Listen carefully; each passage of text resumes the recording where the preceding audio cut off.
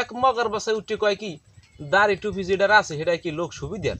কেউ এনসিপি করে, কেউ বিএমপি, কেউ আওয়ামী লীগ, কেউ জামাত, কেউ ইসলামাবাদের শর্ম নাই অনেক। আমি হেন্না গো চিকিৎসার জন্য আমাকে বরগুনা যাইতেছিলাম।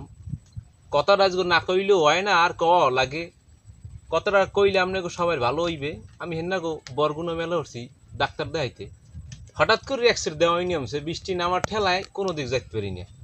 তো যাই এক চার দহনে বইছি, বাবা বইয়া থার কিছুক্ষণ পরেই দেই ২৭ জন লোক হাজির হয়ে গেছে ওই দোকানে। আইয়া একজনের রাজনীতি শরীরে দিছে। কেউ এনসিপি করে, কেউ বিএমপি, কেউ আওয়ামী লীগ, কেউ জামাত, কেউ ইসলাম আন্দোলন বাংলাদেশ শর্ম নাই অনেক অনেক দল করতে আছে। হঠাৎ করিয়া এক পাড়ার বাসায় উঠে কয় কি এবারটা হুজুররা কি রাজনীতি বোঝে, হুজুরকে ভোট দেয় মানে হুজুর হইলে চোর, হুজুর হয়েছে খারাপের বাসা, অগ ভোট দেওয়ার চেয়ে ভোটটা হালাই দেওয়া এ বলি সব পাবি।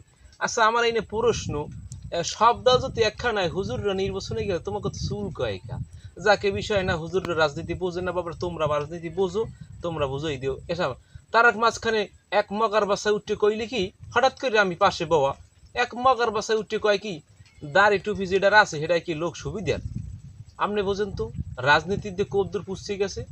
যার দাড়ি টুপি আছে হে মন কে ভালো না, হে কইতেছে, হে মানে কইতেছে হে দাড়ি কামায়, হে টুহি মাথায় দেয় না, নামাজ পড়ে না, হে ভালো।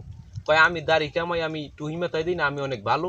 যে হালায় দাড়ি টুপি মাথায় দেয় ও ভালো না, মোনাফিক। তাহলে তুই তো বেটা রাজনীতি না, তুই তো নবীর সুন্নত নিয়ে কারাকারি করতেছ, তুই নবীর সুন্নতের ব্যঙ্গ করলি রে বদমাইশ। তোর আবার রাজনীতি করবি, তোকে কারণে আজকে বাংলাদেশের অবস্থায়। তাই আমি এইটা বুঝেই চাইতেছি যে সেদিন বইলাম চার দহনে রাজনীতি, এই দল চুরি হরে, ওই দল ধর্ষণ করে, ওই দল চান্দাবাজি হরে, এই হুজুর রাইলে তোলা তোলে। এবার হুজুরে তোলা টলবে না হলে তোকে না চান্দা খারবে, তোরা চান্দা দেও নাই তাহলে মানুষ মার গিয়া তোরা হরো মানুষের গুম করো, তোরা নিয়ে এবার আয়না করে হান্দাইতো, তোরা কোন জিনিসটা না হরছো। এক ফির ইসলামের আর ক্ষমতা দে, এক ফির ইসলামের বসা দেখ কি পারে ইসলাম।